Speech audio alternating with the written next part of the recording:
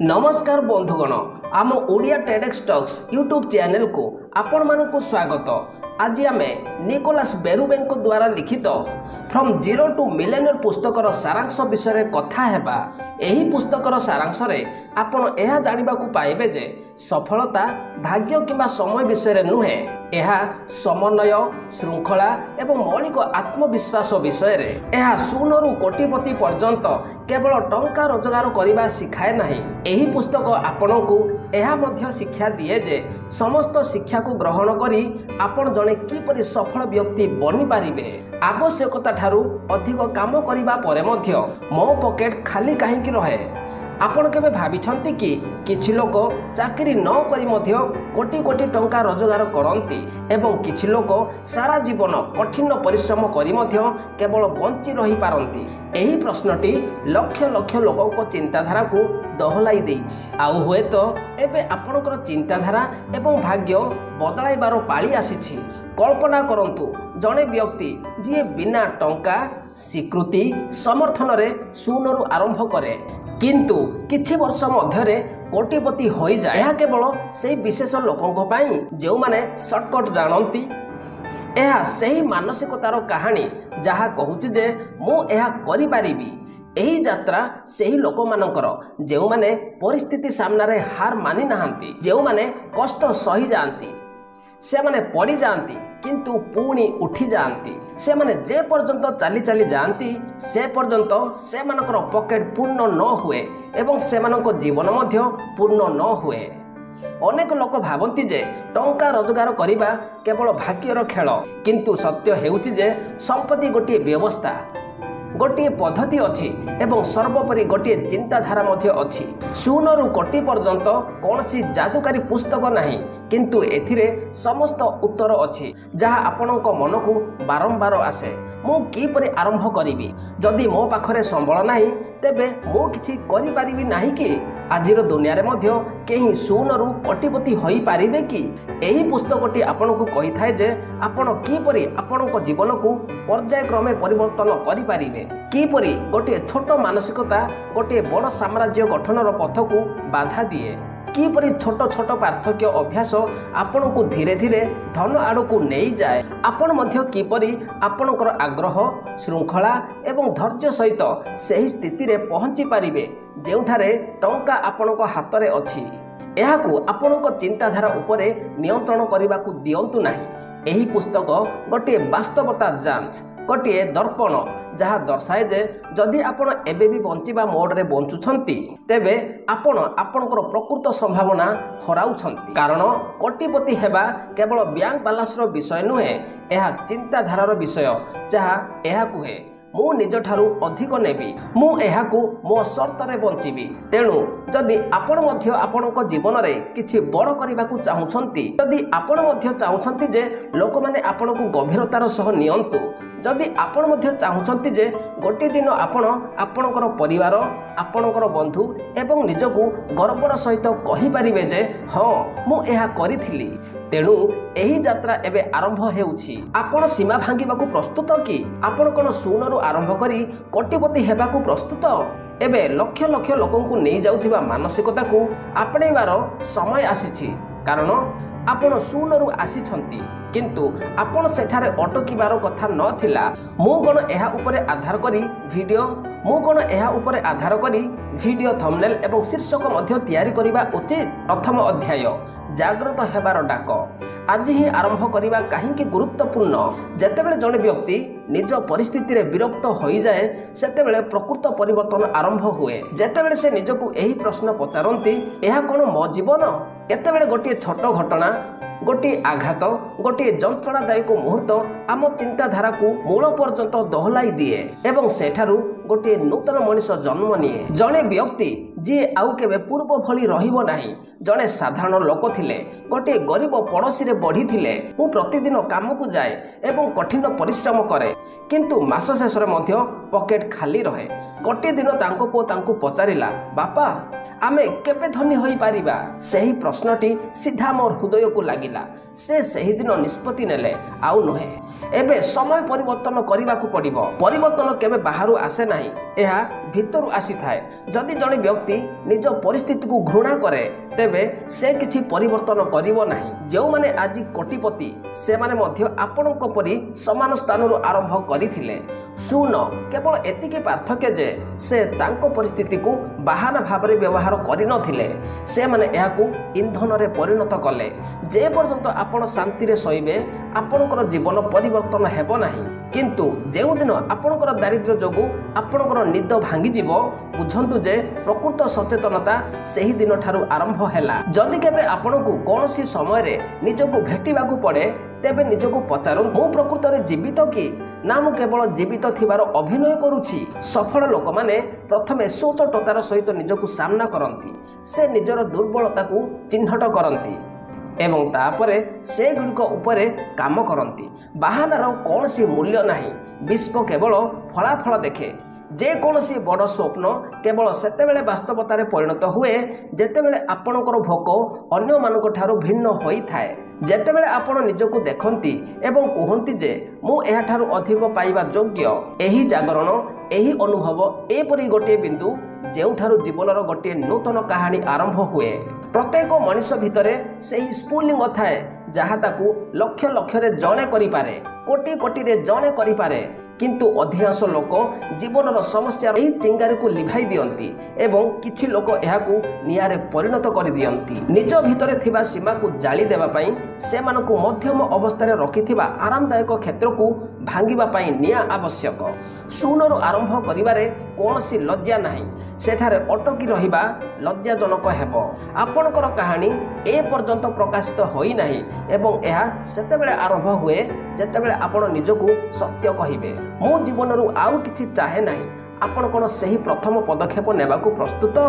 अध्याय 2 कोटिपति मानसिकता। आपणकर चिंताधारा परिवर्तन करंतु, आपणकर भाग्य बदली जीवो। जीवन में सबुठारु बड़ पार्थक्य आपणकर चिंताधारा द्वारा निर्णय करा जाए, कारण सही चिंताधारा आपणकर दुनिया सृष्टि करे। गोटे परिस्थिति रे दुई जन व्यक्ति किपरि भिन्न भिन्न निष्कर्ष रे पहुंचंती। जणे हार मानि जाए, अन्य जणे रास्ता खोजे। पार्थक्य केवल चिंताधारार। यह हेउछि कोटिपति मानसिकतार प्रकृत शक्ति।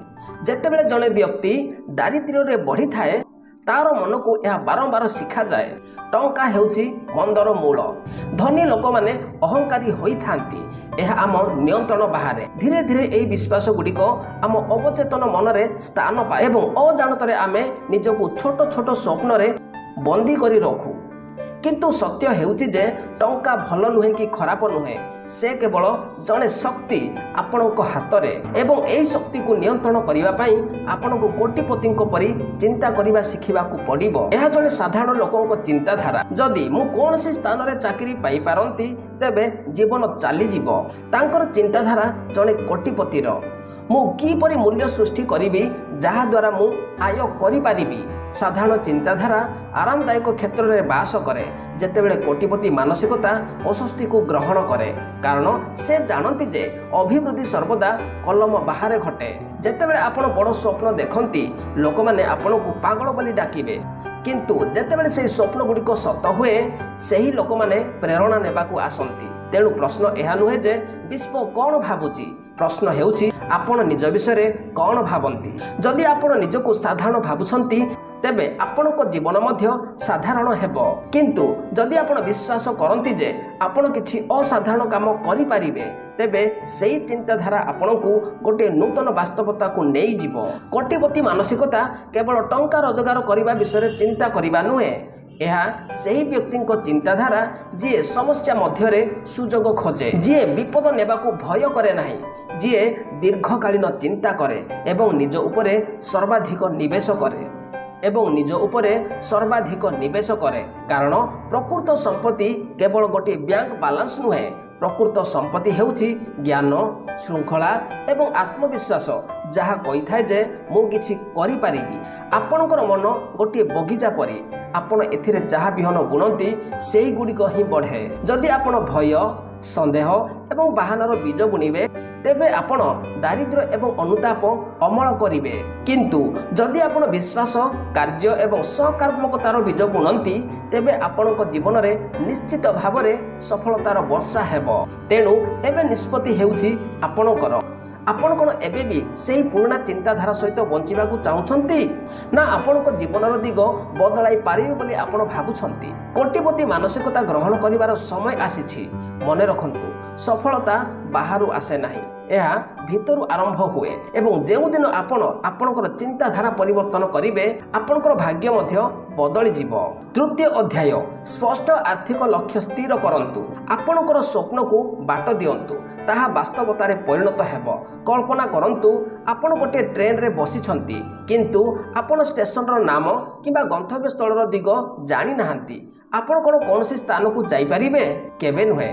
ठीक सेहीपरि जदि आपणकर जीवन में स्पष्ट लक्ष्य नहीं तेबे आपण केउठी को जिबे, काहींकी जिबे, किपरि सेठारे पहुँचबे ताहा बुझी न पारि केवल आगको बढ़ुछंती। प्रायतः लोक माने कहती जे मु धनी हेबाकू चाहूँगी किंतु जेतेबेले तांकू पचरा जाए जे से केते धनी हेबाकू चाहूँछंती, केतेबेले हेबाकू चाहूँछंती, केउ उपाय अवलंबन करी से धनी हेबाकू चाहूँछंती, तेणु सेमानक पाखरे कोनोसी उत्तर न थाए। एठारे सी प्रकृत रे खेल हराए, कारण जंगली स्वप्न केबे भी प्रकृत लक्ष्य रे परिणत हुए नहीं, वरम प्रकृत लक्ष्य बिना केबे भी प्रकृत सफलता मिले नहीं। सफल लोक माने स्वप्न देखंती नहीं, से माने सेही स्वप्न गुड़िकर ब्लूप्रिंट तैयारी करंती। से जाने गोटे वर्ष रे से कौन चाहती, आपण 5 वर्ष रे केउठी पहुँचीबाकू चाहूँछंती एवं प्रति मासरे प्रति सप्ताह रे आपण को कौन करिबाकू पड़िबो। से मानकर लक्ष्य बुद्धिमान, निर्दिष्ट, मापयोग्य, हासलयोग्य,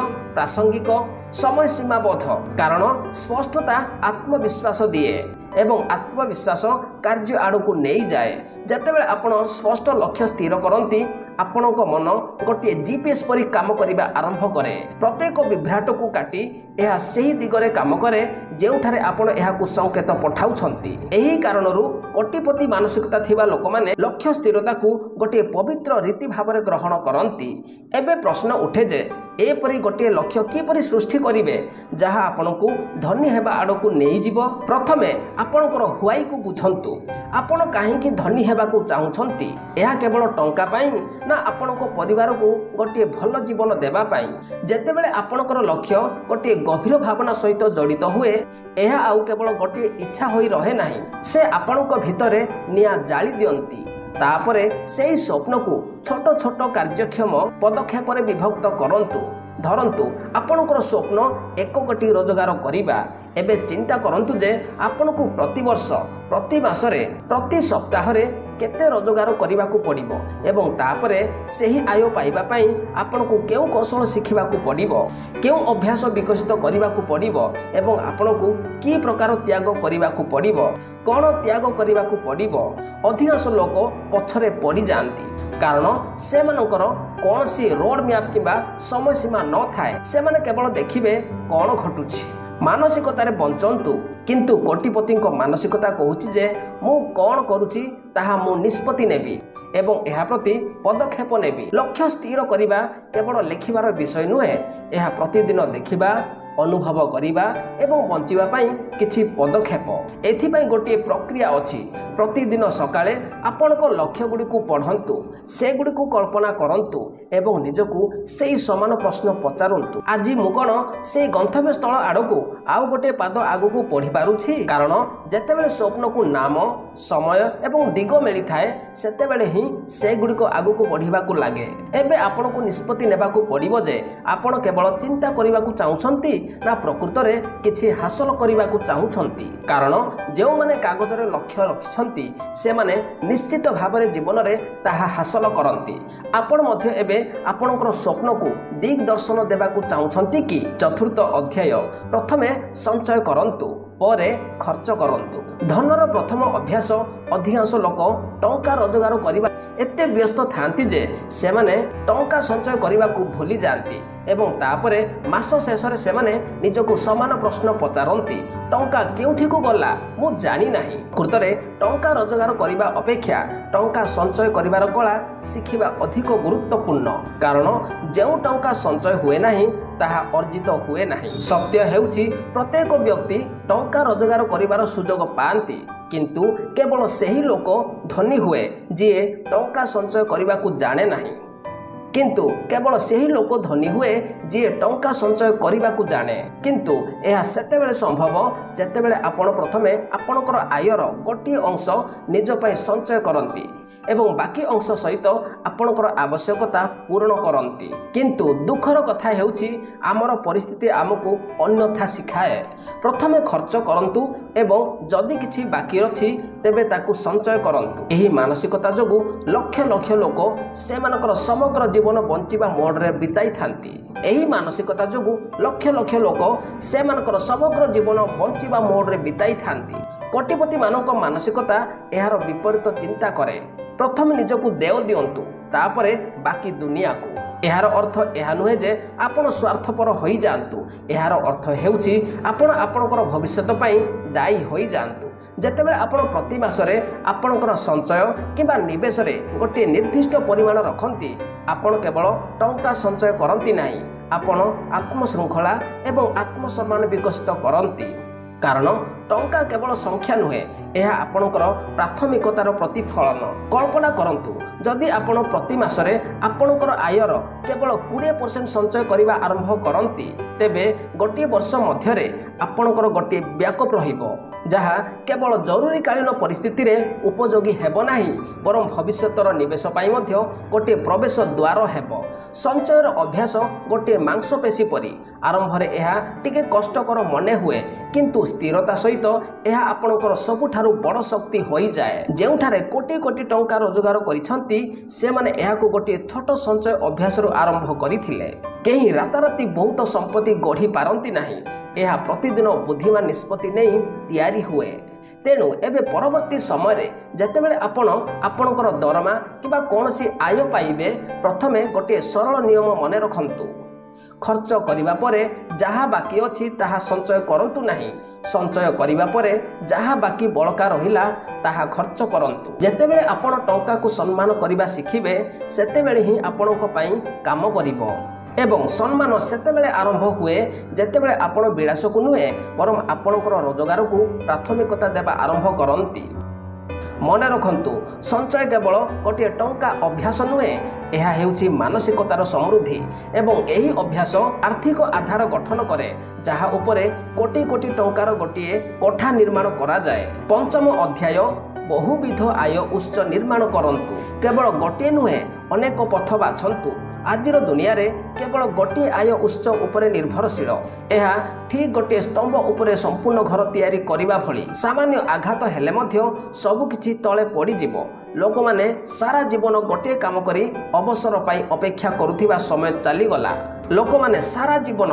गोटे काम करी अवसर पाई अपेक्षा करुथिबा समय चली गला वर्तमान आर्थिक स्वाधीनतार युग एवं सेही स्वाधीनता सेतेबेले आसी थाए जेतेबेले आपणकर अनेक आय स्रोत थाए कल्पना करंतु जदि आपणकर प्राथमिक चाकरी किबा व्यवसाय कोनसी कारणरू बंद होई जाए एवं आपणकर अन्य कोनसी आयर उत्स न थाए तेबे आपणक समग्र जीवनर स्थिरता गोटे थरकरे दहली जाई पारे किंतु जदि आपणकर गोटे नुहे दुईटी नुहे बरं तीनोटी आयर उत्स अछि तेबे आपण केवल सुरक्षित नुहंती बरं आपणक पाखरे संपत्ति सृष्टि करिवार प्रकृत शक्ति मध्य अछि कोटिपति मानसिकता थिबा लोक माने एही नीति को बहुत शीघ्र बुझी पारंती से माने जानती जे टंका गोटे स्थानरू आसे नाही एहाकू अनेक द्वाररू डाक जाई थाए आयर अनेक प्रकार स्रोत होई पारे गोटे सक्रिय आय जहाँ आपणकर कठिन परिश्रम जेपरिकी दरमा किंबा फ्रीलांसिंग माध्यम रे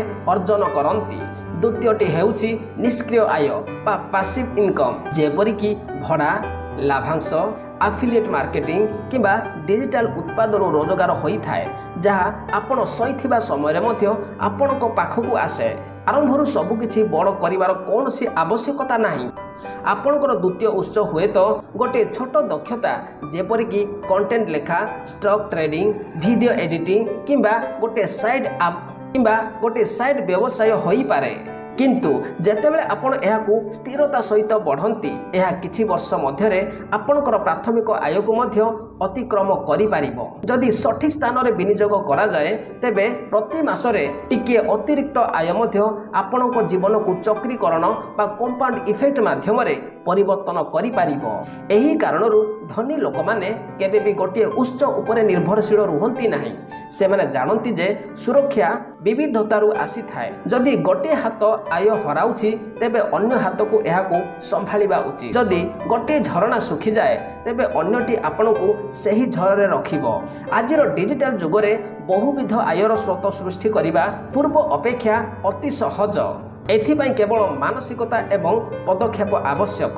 ଆପଣଙ୍କର ଯାହା ଜ୍ଞାନ କିମ୍ବା ପ୍ରତିଭା ଅଛି ତାକୁ ମୁଦ୍ରୀକରଣ କରିବାର ଅନେକ ଉପାୟ ଅଛି। କେବଳ ଆରମ୍ଭ କରିବାର ଅଛି। ଯେତେବେଳେ ଆପଣ ଏକାଧିକ ଆୟ ଉତ୍ସ ସୃଷ୍ଟି କରନ୍ତି ଟଙ୍କା ଆପଣଙ୍କ ପାଇଁ କାମ କରିବା ଆରମ୍ଭ କରେ। ଆପଣଙ୍କୁ ଟଙ୍କା ପଛରେ ଦୌଡ଼ିବାକୁ ପଡ଼ିବ ନାହିଁ। ମନେ ରଖନ୍ତୁ, ଯିଏ ବହୁତ ରୋଜଗାର କରେ ସେ ଧନୀ ନୁହେଁ। ଷଷ୍ଠ ଅଧ୍ୟାୟ ଚତୁରତାର ସହିତ ବିନିଯୋଗ। ଧନୀ ବ୍ୟକ୍ତି ହେଉଛି ସିଏ ଯିଏ ଅନେକ ସ୍ଥାନରୁ ରୋଜଗାର କରେ। ଟଙ୍କା ରୋଜଗାର କରିବା ଗୋଟିଏ କଳା, କିନ୍ତୁ ସେହି ଟଙ୍କାକୁ ବୃଦ୍ଧି କରିବା ଏବଂ ତାହାକୁ ବହୁଗୁଣିତ କରିବା ହେଉଛି ପ୍ରକୃତ ସମ୍ପତ୍ତି ସୃଷ୍ଟି। ଅନେକ ଲୋକ ଆୟ ଉପରେ ସମସ୍ତ ଗୁରୁତ୍ୱ ଦିଅନ୍ତି, କିନ୍ତୁ ଆମେ ଭୁଲି ଯାଉ ଯେ ଯଦି ଟଙ୍କା ବିନିଯୋଗ ନ ହୁଏ ତେବେ ଏହା କେବଳ କଠିନ ପରିଶ୍ରମର ପୁରସ୍କାର ହେବ। ଭବିଷ୍ୟତ ପାଇଁ କେବେ ସ୍ୱାଧୀନତା ରହିବ ନାହିଁ। କଳ୍ପନା କରନ୍ତୁ, ଯଦି ଆପଣ ପ୍ରତି ମାସରେ କିଛି ପରିମାଣ ସଞ୍ଚୟ କରନ୍ତି କିନ୍ତୁ ତାହାକୁ ବ୍ୟାଙ୍କରେ ରଖିବାକୁ ଦିଅନ୍ତି ତେବେ କ'ଣ ହେବ? ମୁଦ୍ରାସ୍ଫୀତି ବା ମହଙ୍ଗା ହାର ଧୀରେ ଧୀରେ ଏହାର ମୂଲ୍ୟକୁ ଗ୍ରାସ କରିବ। ଆଜି ଯାହା 100 ଟଙ୍କାରେ ମିଳୁଛି ତାହା ବୋଧହୁଏ 2 ବର୍ଷ ପରେ 120 ଟଙ୍କା ଦେଇ କିଣିବାକୁ ପଡ଼ିବ। ତେବେ ଆପଣଙ୍କର ଟଙ୍କା କ'ଣ ସମାନ ଗତିରେ ବଢ଼ୁଛି? ଏହି ଚିନ୍ତାଧାରା ଆପଣଙ୍କୁ ନିବେଶକ ମାନସିକତା ଆଡ଼କୁ ନେଇଯାଏ, ଯେଉଁଠାରେ ଆପଣ କେବଳ ଆୟ କରିବେ ନାହିଁ ବରଂ ସେହି ଆୟକୁ ଗୁଣନ କରିବା ମଧ୍ୟ ଶିଖିବେ। ସ୍ମାର୍ଟ ନିବେଶର ଅର୍ଥ ବନ୍ଧୁଙ୍କ ପରାମର୍ଶରେ ଅନ୍ଧ ଭାବରେ ସେୟାର ବଜାରରେ ଟଙ୍କା ନିବେଶ କରିବା ନୁହେଁ। ସ୍ମାର୍ଟ ନିବେଶର ଅର୍ଥ ହେଉଛି ଆପଣଙ୍କ ବିପଦକୁ ବୁଝିବା ଏବଂ ଆପଣଙ୍କ ଲକ୍ଷ୍ୟ ଅନୁଯାୟୀ ଗୋଟିଏ ଦୃଢ଼ ଯୋଜନା ପ୍ରସ୍ତୁତ କରିବା। କୋଟିପତିଙ୍କ ମାନସିକତା କହୁଛି ଯେ ଟଙ୍କାକୁ କେବେ ବି ଅକାମୀ ହେବାକୁ ଦିଅନ୍ତୁ ନାହିଁ, ଏହାକୁ କାମରେ ଲଗାନ୍ତୁ। ଆଜିର ସମୟରେ ଷ୍ଟକ୍ ବଜାର, mutual fund, SIP, real estate, digital ସମ୍ପତ୍ତି, ଷ୍ଟାର୍ଟଅପ୍ ଇତ୍ୟାଦି ଅନେକ ନିବେଶର ରାସ୍ତା ଅଛି। ଆପଣ ଆଜି ପାଇଁ ସଠିକ୍ ପଥ ବାଛି ପ୍ରଥମେ ଜ୍ଞାନରେ ନିବେଶ କରିବା ଗୁରୁତ୍ୱପୂର୍ଣ୍ଣ, କାରଣ ଜ୍ଞାନ ହେଉଛି ସବୁଠାରୁ ସୁରକ୍ଷିତ ନିବେଶ। ଏଥିରେ କୌଣସି କ୍ଷତି ହୁଏ ନାହିଁ କିମ୍ବା ଏହା ଚୋରି ମଧ୍ୟ ହୁଏ ନାହିଁ। କୌଣସି ନିବେଶ ଆରମ୍ଭ କରିବା ପୂର୍ବରୁ ଭାବନ୍ତୁ ଯେ ଏହା ଦୀର୍ଘକାଳୀନ ନା କ୍ଷଣସ୍ଥାୟୀ। ଏଥିରେ କେତେ ବିପଦ ଅଛି, କେତେ ରିଟର୍ଣ୍ଣ ଆଶା କରାଯାଇପାରିବ ଏବଂ ସବୁଠାରୁ ଗୁରୁତ୍ୱପୂର୍ଣ୍ଣ କଥା ହେଉଛି ମୁଁ ଏହି ନିଷ୍ପତ୍ତିରେ ଭାବପ୍ରବଣ ଭାବରେ ସ୍ଥିର କରିଛି ନା ମୁଁ କେବଳ ଭୟ କିମ୍ବା ଲୋଭ ଦ୍ୱାରା ଚାଳିତ ହେଉଛି। ନିବେଶ କରିବା ଧୈର୍ଯ୍ୟର ଗୋଟିଏ ଖେଳ। ଆଜି ଆପଣ ଯେଉଁ ବିହନ ବୁଣନ୍ତି କାଲି ତାହା ଗଛ ହେବ, କିନ୍ତୁ ଯଦି ଆପଣ ପ୍ରତି ସପ୍ତାହରେ କିଛି ହୋଇଛି କି ନାହିଁ ତାହା ଯାଞ୍ଚ କରିବା ପାଇଁ ବିହନ ଉପାଡ଼ି ଦେଖନ୍ତି ତେବେ ନା ଗଛ ବଢ଼ିବ ନା ଆପଣ ଫଳ ପାଇବେ। ଏହି କାରଣରୁ ସଫଳ ଲୋକମାନେ ନିବେଶକୁ ଗୋଟିଏ ଶୃଙ୍ଖଳିତ ଅଭ୍ୟାସ ଭାବରେ ଗ୍ରହଣ କରନ୍ତି, ଶୀଘ୍ର ଧନୀ ହେବା ଯୋଜନା ଭାବରେ ନୁହେଁ। ଏପରି ଗୋଟିଏ ଦିନ ଆସିବ ଯେତେବେଳେ ଆପଣଙ୍କର ନିବେଶିତ ଟଙ୍କା ଆପଣଙ୍କୁ ଏପରି ଫେରସ୍ତ ଦେବ ଯେ ଆପଣ କାମ କରନ୍ତୁ କି ନ କରନ୍ତୁ ଆପଣଙ୍କର ଜୀବନଶୈଳୀ ଅକ୍ଷୁଣ୍ଣ ରହିବ ଏବଂ ସେଇଠାରୁ ଆର୍ଥିକ ସ୍ୱାଧୀନତା ଆରମ୍ଭ ହୁଏ। ଏପରି ଗୋଟିଏ ସମୟ କଳ୍ପନା କରନ୍ତୁ ଯେତେବେଳେ ଆପଣ ଟଙ୍କା ରୋଜଗାର କରିବା ପାଇଁ କାମ କରୁନାହାନ୍ତି କିନ୍ତୁ ଟଙ୍କା ଆପଣଙ୍କ ପାଇଁ କାମ କରୁଛି। ଏହା ପ୍ରକୃତ ସମ୍ପତ୍ତି। ତେଣୁ ଯଦି ଆପଣ ସ୍ମାର୍ଟ ନିବେଶ ଶିଖିନାହାନ୍ତି ତେବେ ଆପଣ କେବଳ ରୋଜଗାର କରୁଥିବା ଟଙ୍କା ଖର୍ଚ୍ଚ କରୁଛନ୍ତି, କିନ୍ତୁ ଯଦି ଆପଣ ନିବେଶର ଶକ୍ତିକୁ ବୁଝି ସାରିଛନ୍ତି ତେବେ ଆପଣ ଧୀରେ ଧୀରେ କୋଟିପତି ହେବା ପାଇଁ ସଠିକ୍ ଦିଗରେ ଅଗ୍ରସର ହେଉଛନ୍ତି। ବିଫଳତା ହେଉଛି ଅଧ୍ୟାୟର ଶିକ୍ଷା। ପଡ଼ନ୍ତୁ, ଭାଙ୍ଗି ପଡ଼ନ୍ତୁ, କିନ୍ତୁ ବନ୍ଦ କରନ୍ତୁ ନାହିଁ। ପୁଣି ଥରେ ଉଠିବାକୁ ଚେଷ୍ଟା କରନ୍ତୁ। ପ୍ରତ୍ୟେକ ବ୍ୟକ୍ତି ଯିଏ ନିଜ ଜୀବନରେ କିଛି ବଡ଼ ସଫଳତା ହାସଲ କରିଛନ୍ତି ସେମାନେ କୌଣସି ସମୟରେ ଖରାପ ଭାବରେ ହାର ମାନି ନଥିଲେ। ସେ କୌଣସି ସମୟରେ ଖରାପ ଭାବରେ ହାର ମାନି ନଥିଲେ, କିନ୍ତୁ ପରାଜୟ ସବୁବେଳେ ଶେଷ ହେବା ଆବଶ୍ୟକ ନୁହେଁ, କେତେବେଳେ ତାହା ଆରମ୍ଭ ହୋଇଥାଏ। କାରଣ ବିଫଳତା ସଫଳତାର ବିକଳ୍ପ ନୁହେଁ, ଏହା ତାଙ୍କର ଉପାୟ। ଶୂନରୁ କୋଟିପତି ହେବା ଯାତ୍ରା ଏତେ ସହଜ ନୁହେଁ। ଏଠାରେ ରାସ୍ତାଗୁଡ଼ିକ ମଧ୍ୟ ବଙ୍କା, ସେଠାରେ ଗାତ ଏବଂ ଅନ୍ଧାର ମୋଡ଼ ମଧ୍ୟ ଅଛି, କିନ୍ତୁ ଯେଉଁମାନେ ବନ୍ଦ କରନ୍ତି ନାହିଁ କେବଳ ସେମାନେ ଶେଷରେ ପହଞ୍ଚନ୍ତି।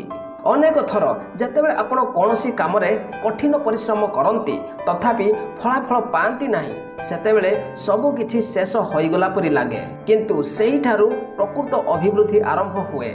କାରଣ ସେହି ଫଳାଫଳ ଗୁଡ଼ିକ ଆପଣଙ୍କୁ ଏପରି ଶିକ୍ଷା ଦିଏ ଯାହା କୌଣସି ପୁସ୍ତକ, କୌଣସି ସେମିନାର କିମ୍ବା କୌଣସି ପ୍ରେରଣାଦାୟକ ଭାଷଣ ଦେଇପାରିବ ନାହିଁ। କୋଟିପତି ମାନସିକତା ଥିବା ବ୍ୟକ୍ତି ବିଫଳତାକୁ ଭୟ କରନ୍ତି ନାହିଁ। ସେ ତାହା ବିଶ୍ଳେଷଣ କରନ୍ତି। ସେ ଭାବନ୍ତି ଯେ ଏଥର କ'ଣ ଭୁଲ ହେଲା, ମୁଁ କେଉଁଠାରେ ଉନ୍ନତ କରିପାରିବି, ମୁଁ ପୁଣି ଚେଷ୍ଟା କରିବାକୁ ପ୍ରସ୍ତୁତ କି? କାରଣ ସିଏ ଥରେ ପଡ଼ିବା ପରେ ଉଠିବା ଶିଖେ। ସେ ପରବର୍ତ୍ତୀ ସମୟରେ ଅଧିକ ଶକ୍ତିଶାଳୀ ହୋଇ ଠିଆ ହୁଏ। ଦୁନିଆର ପ୍ରତ୍ୟେକ ସଫଳ ବ୍ୟକ୍ତି କେବେ ନା କେବେ ଥଟ୍ଟାର ଅଂଶ ପାଲଟିଛନ୍ତି, ପରିହାସ ପାଇଛନ୍ତି, ଅପମାନିତ ହୋଇଛନ୍ତି, ନିନ୍ଦା ସହିଛନ୍ତି। କେହି ଜଣେ ତାଙ୍କୁ କମ୍ ଆକଳନ କରିଛନ୍ତି, କେହି ଜଣେ କହିଛନ୍ତି ଯେ ଏହା ଆପଣଙ୍କର କ୍ଷମତା ବାହାରେ। କିନ୍ତୁ ସେ ସେହି ଶକ୍ତିଗୁଡ଼ିକୁ ନିଜ ହୃଦୟରେ ନୁହେଁ ବରଂ ନିଜ ମନରେ ଗ୍ରହଣ କଲେ ଏବଂ ସେଗୁଡ଼ିକୁ ଇନ୍ଧନ ଭାବରେ ବ୍ୟବହାର କଲେ। ସଫଳତା ଆପଣଙ୍କୁ ଶକ୍ତିଶାଳୀ, ନମ୍ର ଏବଂ ସବୁଠାରୁ ଗୁରୁତ୍ୱପୂର୍ଣ୍ଣ ବାସ୍ତବ କରିଥାଏ। ଯେଉଁମାନେ ବିଫଳତାକୁ ଭୟ କରନ୍ତି ସେମାନେ କେବେ ବି କିଛି ବଡ଼ କରିବାର ବିପଦ ନିଅନ୍ତି ନାହିଁ ଏବଂ ଯେଉଁମାନେ ବିପଦ ନିଅନ୍ତି ନାହିଁ ସେମାନେ ସମାନ ଜୀବନ ବଞ୍ଚନ୍ତି ଯାହା ସେମାନଙ୍କୁ ମିଳେ। ସେମାନେ ଯାହା ପାଇବାର ଯୋଗ୍ୟ ତାହା ନୁହେଁ। କଳ୍ପନା କରନ୍ତୁ ଯଦି ଗୋଟିଏ ପିଲା ଚାଲିବାକୁ ଚେଷ୍ଟା କରିବା ସମୟରେ ବାରମ୍ବାର ପଡ଼ିଯିବା ପରେ କୁହେ ଯେ ସେ ଆଉ ଚେଷ୍ଟା କରିବ ନାହିଁ, ତେବେ ସେ କେବେ ଚାଲିପାରିବ କି? ସେହିପରି ଆପଣଙ୍କ ଆର୍ଥିକ ଯାତ୍ରାରେ ମଧ୍ୟ ପତନ ଆସିବା ସ୍ୱାଭାବିକ। କ୍ଷତି ହେବ, ଭୁଲ ନିଷ୍ପତ୍ତି ନିଆଯିବ, କିଛି ନିବେଶ ବୁଡ଼ିଯିବ। କିନ୍ତୁ ଏସବୁ ସେହି ବଡ଼ ପୁରସ୍କାର ପାଇଁ।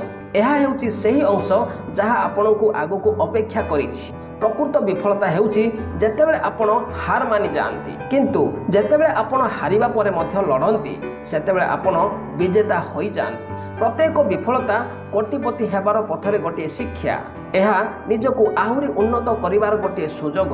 ତେଣୁ ପରବର୍ତ୍ତୀ ସମୟରେ ଯେତେବେଳେ ଜୀବନ ଆପଣଙ୍କୁ ତଳକୁ ଟାଣିଦେବ କେବଳ ଗୋଟିଏ କଥା ମନେ ରଖନ୍ତୁ, ମୁଁ ପୁଣି ଉଠିବି ଏବଂ ଏଥର ପୂର୍ବ ଅପେକ୍ଷା ଦ୍ରୁତ ଗତିରେ ଚାଲିବି। ଧନ ଗୋଟିଏ ଅଭ୍ୟାସ, ଧନ ଗୋଟିଏ ଲକ୍ଷ୍ୟ ନୁହେଁ। ଲୋକମାନେ ପ୍ରାୟତଃ ଭାବନ୍ତି ଯେ କୋଟିପତି ହେବା ପାଇଁ ଗୋଟିଏ ବଡ଼ ଧାରଣା କିମ୍ବା ଗୋଟିଏ ଜ୍ୟାକପଟ୍ ମାରିବା ଆବଶ୍ୟକ। କିନ୍ତୁ ସତ୍ୟ ହେଉଛି ଯେ ସମ୍ପତ୍ତି ଗୋଟିଏ ଦିନରେ ଗଢ଼ି ହୁଏ ନାହିଁ। ଧନୀ ଲୋକମାନେ ଏଥିପାଇଁ ଧନୀ ନୁହନ୍ତି କାରଣ ସେମାନଙ୍କ ପାଖରେ ଟଙ୍କା ଅଛି ବୋଲି, କିନ୍ତୁ ସେମାନେ ଏଥିପାଇଁ ଧନୀ କାରଣ ସେମାନେ ଏପରି ଅଭ୍ୟାସ ଗ୍ରହଣ କରିଛନ୍ତି ଯାହା ସେମାନଙ୍କୁ ସ୍ଥିର ଧନ ଆଡ଼କୁ ନେଇଯାଏ। ଜଣେ ସାଧାରଣ ଲୋକ ସକାଳେ ଉଠିବା ମାତ୍ରେ ତାଙ୍କ ମୋବାଇଲକୁ ସ୍କ୍ରଲ୍ କରନ୍ତି, ସୋସିଆଲ ମିଡ଼ିଆରେ ସମୟ ନଷ୍ଟ କରନ୍ତି ଏବଂ ସାରା ଦିନ ପ୍ରତିକ୍ରିୟାଶୀଳ ମୋଡ଼ରେ ରହନ୍ତି। ଯେତେବେଳେ କୋଟିପତି ମାନସିକତା ଥିବା ବ୍ୟକ୍ତି ତାଙ୍କର ଦିନର ଆରମ୍ଭ ଗୋଟିଏ ଉଦ୍ଦେଶ୍ୟ ସହିତ କରନ୍ତି, ପ୍ରାଥମିକତା ସହିତ ଗୋଟିଏ ଯୋଜନା ପ୍ରସ୍ତୁତ କରି ଆରମ୍ଭ କରନ୍ତି। ସେ ଜାଣନ୍ତି ଯେ ତାଙ୍କର ସବୁଠାରୁ ମୂଲ୍ୟବାନ ସମ୍ପତ୍ତି ହେଉଛି ତାଙ୍କର ସମୟ। ଧନ ସମ୍ପତ୍ତିର ଅଭ୍ୟାସ କେବଳ ଟଙ୍କା ପରିଚାଳନା କରିବାର ବିଷୟରେ ନୁହେଁ। ଏହାର ଅର୍ଥ ହେଉଛି ଆପଣଙ୍କର ମନକୁ ଶୃଙ୍ଖଳିତ କରିବା, ଆପଣଙ୍କର ଭାବନାକୁ ନିୟନ୍ତ୍ରଣ କରିବା ଏବଂ ପ୍ରତିଦିନ ଟିକେ ଭଲ ହେବା। ତାହା ଦୈନନ୍ଦିନ ବଜେଟ୍ ହେଉ, ନିୟମିତ ସଞ୍ଚୟ ହେଉ, ଶିକ୍ଷଣ ଦକ୍ଷତା ହେଉ, ଅଧ୍ୟୟନ ହେଉ କିମ୍ବା ଆପଣଙ୍କ ଲକ୍ଷ୍ୟଗୁଡ଼ିକୁ ବାରମ୍ବାର ପରୀକ୍ଷା କରିବା ହେଉ। ଏହିସବୁ ଛୋଟ ଛୋଟ ଅଭ୍ୟାସ ଗୁଡ଼ିକ ମିଶ୍ରିତ ହୁଏ ଏବଂ ସମୟ ସହିତ ବ୍ୟାପକ ଫଳାଫଳ ଦିଏ। ଏହା କୋଟିପତି ହେବାର ସବୁଠାରୁ ବଡ଼ କୌଶଳ। ଛୋଟ ଚିନ୍ତା କରିବା ବନ୍ଦ କରନ୍ତୁ, ସ୍ଥିରତାର ସହିତ କାମ କରନ୍ତୁ ଏବଂ ଆପଣଙ୍କର ଜୀବନଶୈଳୀକୁ ଶୃଙ୍ଖଳା କରନ୍ତୁ। ଯେତେବେଳେ ଆପଣ ପ୍ରତିଦିନ 1% ଉନ୍ନତ କରନ୍ତି ବର୍ଷ ଶେଷରେ ଆପଣ 365 ଗୁଣ ଭଲ ବ୍ୟକ୍ତି ହୋଇଯାଆନ୍ତି। ଏହା ଗୋଟିଏ ପ୍ରେରଣାଦାୟକ ସଂଳାପ ନୁହେଁ, ଏହା ହେଉଛି ଗଣିତ। ଏହା ମିଶ୍ରଣ ପାଇଁ ସତ୍ୟ। ଧନୀ ଲୋକମାନେ ଆବେଗପୂର୍ଣ୍ଣ ନିଷ୍ପତ୍ତି ନିଅନ୍ତି ନାହିଁ, ସେମାନେ ଦୀର୍ଘକାଳୀନ ମୂଲ୍ୟ ଗଣନା କରନ୍ତି, ଚିନ୍ତା କରନ୍ତି ଏବଂ ଧ୍ୟାନ ଦିଅନ୍ତି। ସେ ପ୍ରତ୍ୟେକ ଖର୍ଚ୍ଚକୁ ଗୋଟିଏ ନିବେଶ ଭାବରେ ଦେଖନ୍ତି। ଏହି ଖର୍ଚ୍ଚ କ'ଣ ମୋ ଜୀବନକୁ ଉନ୍ନତ କରିବ? ଏହି ନିଷ୍ପତ୍ତି କ'ଣ ମୋର ଆର୍ଥିକ ଲକ୍ଷ୍ୟର ନିକଟତର ହେବ? ଏହା ହିଁ ଆର୍ଥିକ ସୃଷ୍ଟି କରେ ଯେ ଜଣେ ମଧ୍ୟବିତ୍ତ ଶ୍ରେଣୀରେ ଫସି ରହେ କିମ୍ବା କୋଟିପତି ହୁଏ। ଏହା ହିଁ ପାର୍ଥକ୍ୟ ସୃଷ୍ଟି କରେ ଯେ ଜଣେ ମଧ୍ୟବିତ୍ତ ଶ୍ରେଣୀରେ ଫସି ରହେ କିମ୍ବା କୋଟିପତି ହୁଏ ଏବଂ ସ୍ୱାଧୀନତାର ଜୀବନ ବଞ୍ଚେ। ମନେ ରଖନ୍ତୁ, ଆପଣଙ୍କର ଅଭ୍ୟାସରେ ଥିବା ଟଙ୍କା ଆପଣଙ୍କର ଭବିଷ୍ୟତରେ ରହିବ। ଯଦି ଆପଣଙ୍କର ଦୈନନ୍ଦିନ ଅଭ୍ୟାସ ମଧ୍ୟମ ହେବ ତେବେ ଫଳାଫଳ ମଧ୍ୟ ମଧ୍ୟମ ହେବ। କିନ୍ତୁ ଯଦି ଆପଣଙ୍କର ଅଭ୍ୟାସ असाधारण तेबे फलाफल मध्य सुनिश्चित। तेणु आज प्रत्येक दिन को गोटे निवेश भाव में विवेचना करंतु। प्रतिदिन सकाळे उठिबा परे निजको एहा पचारंतु, मु आज कोन सही व्यक्ति भाव में बंचुची जेपरि मु हेबाकू चाहूची। कारण कोटिपति हेबा गोटे दिनर खेल नुहे, यह दैनंदिन अभ्यास निर्मित गोटे दृढ़ परिचय। एवं जेतेबेले परिचय परिवर्तन हुए भाग्य स्वयं चालित भाव में परिवर्तन हुए। तेणु बंधुगण यह गोटे यात्रा थिला जेउठारे नाम नथिला, टंका नथिला, संबल नथिला, तथापि जड़े व्यक्ति कोटिपति होई गले। कारण तांकर गोटे मानसिकता थिला जहा परिस्थिति अपेक्षा बड़ थिला, ताहा बाहर ठारू भिन्न थिला। किए कहूथिला जे मु जेउठारू आरंभ करिबी मु सेठारे अटकिबी नाही। एही पुस्तक आमको सिखाइला जे धन संपत्ति कौनसी जादुकारी कौशल नुहे, बरं मानसिकता, अभ्यास एवं स्थिर कार्यर फलाफल। शून्य आरंभ करिबा कौनसी दुर्बलता नुहे, बरं गोटे सुजोग जेउठारो आपण निजको संपूर्ण परिवर्तन करि पारिबे। आपण शिखिले जे आपणकर चिंताधारा परिवर्तन करिबा द्वारा आपणकर भाग्य किपरि बदली जाए। केते स्पष्ट लक्ष्य आपणको जीवन को दिग्दर्शन दिए। किपरि संचय एवं निवेश आपणको पाई टंका को काम रे लगाई पारे एवं दैनंदिन अभ्यास आपणको कोटिपति करिवार मूलदुआ किपरि रखे। एबे प्रश्न एहा नुहे जे एहा संभव कि नाही, ताहा ही एकमात्र प्रश्न। आपण कोन सही यात्रा पाई प्रस्तुत? कारण एबे आपणकर समस्त आवश्यक जिनिस अछि।